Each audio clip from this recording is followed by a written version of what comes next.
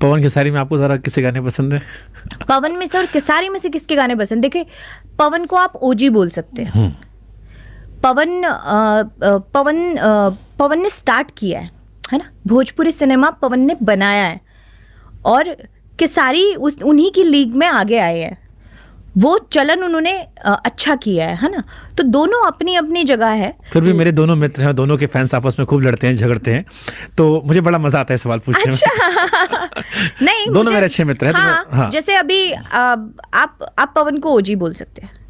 Okay. Better dancer? Better dancer आप खेसारी को बोल सकते हैं। खेसारी भाई कवर्ड इट। हाँ हाँ, खेसारी बेटर डांसर, क्योंकि मैंने जो गाने किए हैं, जैसे पवन सर के साथ जो हमने गाने किए हैं, उसमें डांस कम रखा गया, और जो मैंने खेसारी के साथ किए, खेसारी के साथ प्रॉपर डांस में किए हैं, क्योंकि आगे से भी तो वैसा ही मिलना चाहिए ना।